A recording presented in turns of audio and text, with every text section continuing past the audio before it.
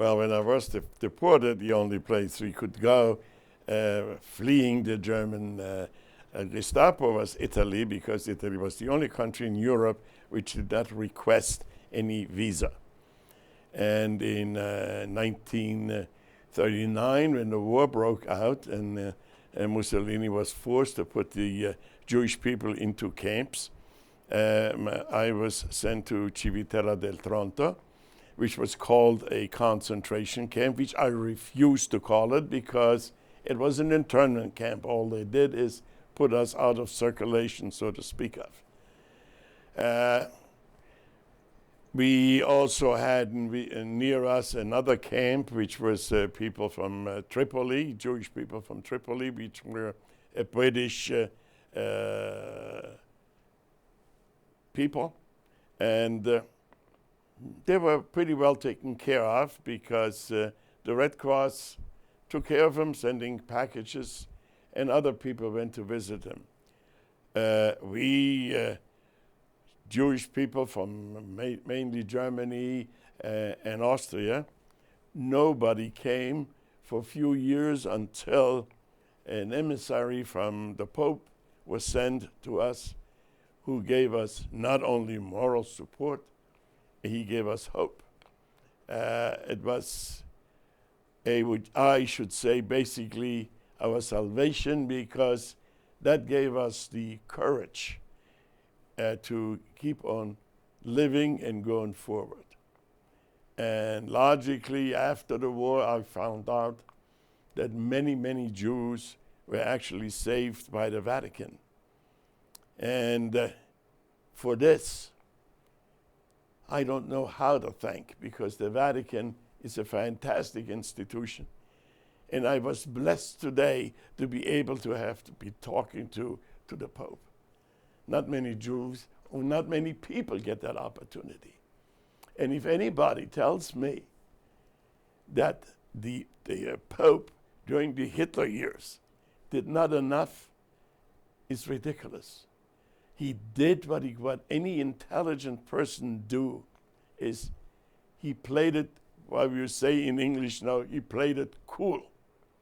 If he would have gone against Hitler, it would have made it worse. He had no other opportunity than being sort of neutral on the front and help us and help the Jewish people to be underground and save them. I know from a fact, because I researched it, there were almost over 3,000 people saved by the Pope.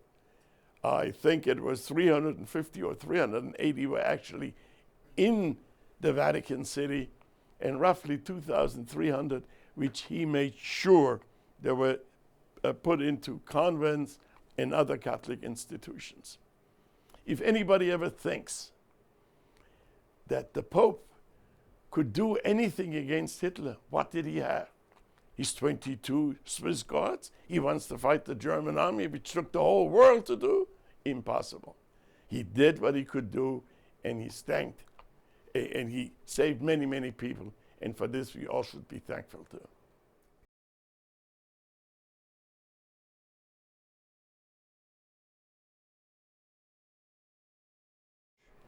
I have a lot of interaction with one particular priest. I was 6 years old when I left Germany. I was hidden in Italy when the war broke out. We were imprisoned in Perugia in Umbria. We were interned. And in a small town in Umbria, I met this priest. I was 12 years old and he was 34 years old. He was the rector of the local seminary.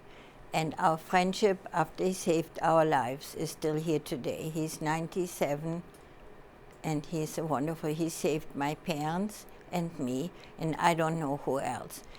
This was a very unique thing. We were interned and, like others, treated quite decently until 1943. I went to school in a local convent because the local bishop in Cerri Castello in Umbria got permission from the police that I could go to school. And yes, this was Italy under fascism. I went to school every day in the monastery and I loved it. 1943, when the Germans occupied Italy, they arrested us. They wanted to send us to Auschwitz. The prisons in Perugia were full. We were taken back to this town, and the same night we escaped. We were hidden from September 10, 1943 to July 1922, when the British Eighth Army liberated Chiari Castello. This priest and almost the whole town, but particularly the priest and the convents, saved our lives.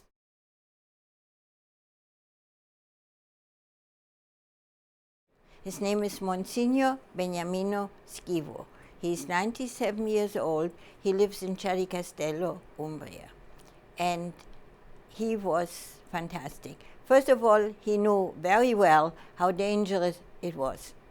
We were hidden in several places. First, we were hidden in a summer residence of the Salesian nuns. We always come back to the church and the clergy. We were locked into a villa high up in the mountains for about 7 or 8 months, without food, without anything. In Christmas 1943, we heard a knock on the entrance of this villa in the back, and there was Monsignor Schivo with another priest dressed in civilian clothes with a suitcase. And for the first time in days, we had something to eat. And he spent New Year's Eve, Christmas Eve with us until the next morning. He risked his life just walking up there because the Germans and the curfew were all over. And this Christmas 1943 is something that I will never forget. Subsequently, we fought with the partisans. I was just 14 years old. Then my mother and I were hidden in a convent of the Sacred Heart in Chiari Castello, dressed as nuns, locked into a room. This the Monsignor did for us. My father was hidden about 8 hours away in the country with a farmer. And we were in that convent until the British Eighth Army liberated us. And if I'm here today, it's to thank Italy, the nuns who saved my life, the clergy, and one person.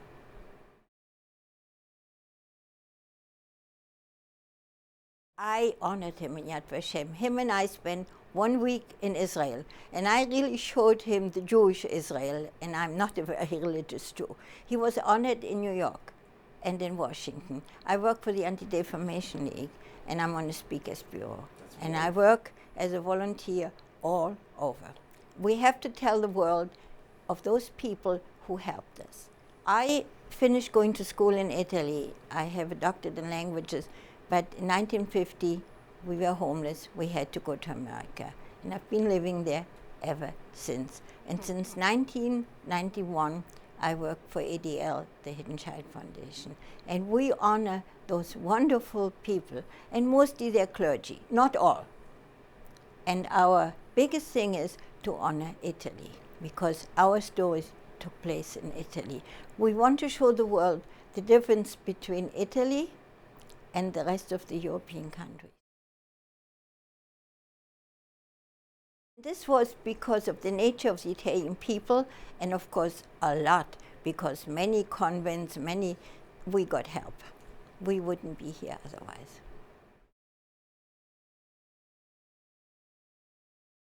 I had 1 minute. I spoke to him in German, because the reality is, he comes from Germany and I come from Germany. We come from different sides. He was a soldier in the German army, and I was a Jewish girl who was persecuted. That's why this was so important. That's why this was so important today. There was a highlight to just see the Pope, just to touch him. I love the Pope. I think this is the end of our life. First of all, I was honored by the President of Italy on the 24th of January, and Monsignor Schivo got a gold medal for saving Jewish lives. And I thought this was full circle. But seeing the Pope today was the second circle.